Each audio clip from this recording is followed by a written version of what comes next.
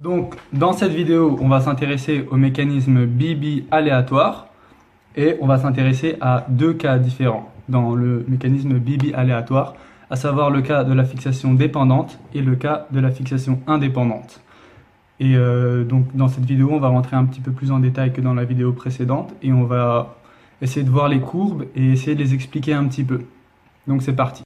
Donc pour bien comprendre la cinétique du mécanisme BB aléatoire, on va revenir très rapidement sur le mécanisme. Donc c'est une cinétique à deux substrats, A et B, et on va avoir deux produits, P et Q.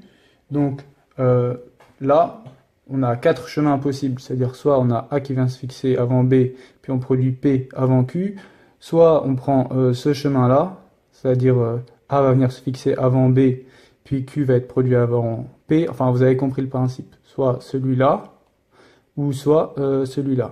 Donc c'est pour ça que ça s'appelle un mécanisme BB aléatoire, contrairement au mécanisme BB ordonné. Et donc, sachant cela, on va retrouver les formules. Donc, en se plaçant à l'équilibre stationnaire, hein, c'est ça, et ben on peut écrire comme ça. C'est-à-dire que, bon, je pense que c'est assez clair, hein. Donc là, vous avez vu, hein, comme pour la vidéo concernant le mécanisme BB ordonné, on a écrit les constantes. Donc hein, vous avez vu ici K, K'A, KB, K'B. Hein. K'A étant ça et K'B étant ici. Hein, voilà. Ensuite, on écrit la concentration en enzyme totale, comme on avait fait pour la vidéo précédente. Donc la concentration en enzyme libre plus la concentration en complexe EA plus la concentration en complexe EB plus la concentration en complexe EAB. Et vous avez vu, hein, ici, on a EB. Hein, tandis que dans le mécanisme BB aléatoire, on n'avait pas EB. Hein, parce qu'on savait que on savait que A venait se fixer avant B. Là, on a E, EA, EB et le complexe EAB. Voilà. Donc ici, j'ai réécrit les constantes, hein, que j'avais écrites précédemment. Et toujours pareil, on va remplacer E, EA, EB et EAB grâce à ces quatre expressions. Donc du coup, vous voyez, E il va se transformer en Ka fois EA sur A, d'après ça. EA, on l'a ici. On va transformer EA en K'B sur E fois EAB sur B. Bon, même principe pour K'A et on garde EAB, hein, parce que, comme vous l'avez vu dans la vidéo précédente, la concentration en complexe active, hein, on la modifie pas. Vous allez remarquer très rapidement quelque chose, c'est que ici on a encore un EA, donc on va changer encore l'expression. Donc ce EA, on va le transformer, donc grâce à ça, parce que c'est ici que EA il apparaît. Là, pas fin, le EA, on l'a transformé en K'B EAB sur B, comme ici. Vous avez compris grâce à ça, quoi. Voilà. Maintenant, la concentration en enzyme totale, on va la diviser par la concentration en enzyme EAB. Hein. Du coup, ça va partir, ça va partir, ça va partir, et ça va nous donner 1. Donc voilà, on écrit ça.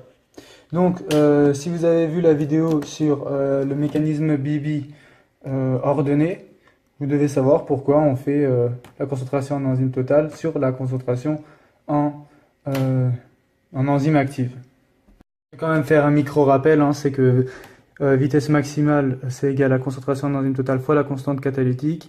La vitesse c'est la concentration en enzyme active fois la constante catalytique. Donc en gros, Vmax sur V, c'est la même chose que la concentration en enzyme totale sur la concentration en enzyme active. Donc on peut écrire Vmax sur V est égal à la concentration en enzyme totale sur EAB.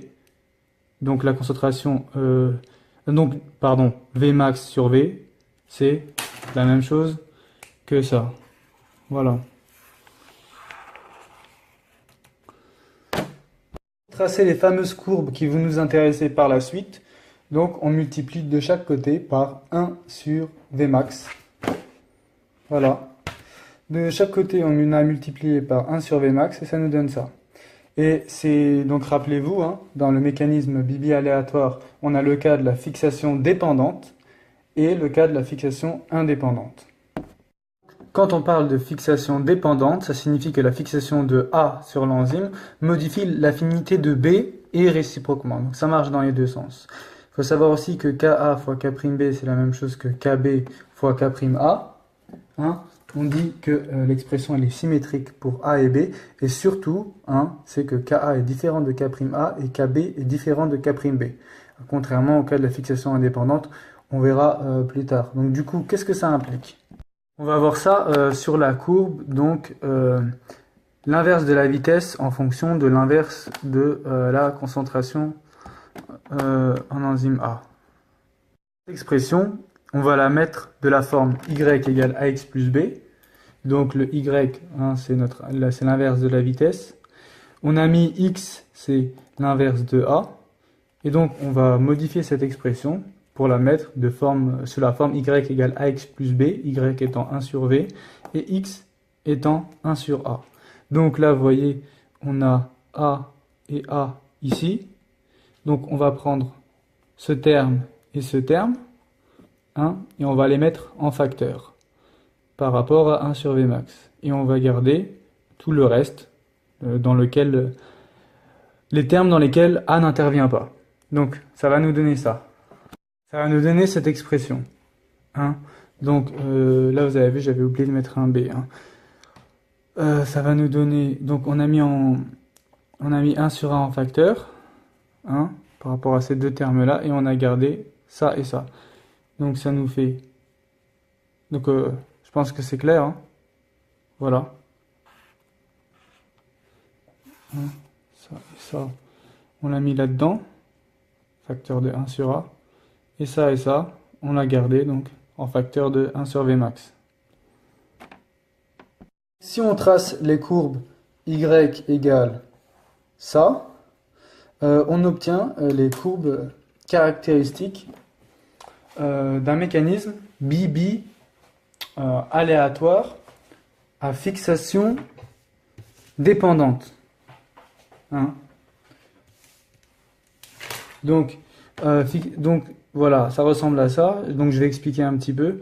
On remarque surtout donc que les courbes ne se coupent au-dessus ou en dessous de l'axe des abscisses, ce qui n'est pas le cas pour un mécanisme de fixation indépendante. Et ça s'explique très bien par le fait que, qu'est-ce qu'on vient de dire, la fixation de A, elle modifie l'affinité de B, et réciproquement. Donc du coup, on voit bien que plus on va changer de courbe, plus le Ka, donc qui témoigne de l'affinité enfin le Ka ou le Kb, qui témoigne de l'affinité de A ou de B, ils vont modifier. Donc c'est logique. Et dans la fixation indépendante, comme on le verra, ces courbes vont se couper sur l'axe des abscisses. Donc ça, c'est déjà une des premières caractéristiques du mode de fixation dépendante. Ensuite, on remarque que le B, ici, la concentration en B, hein, elle se trouve au dénominateur.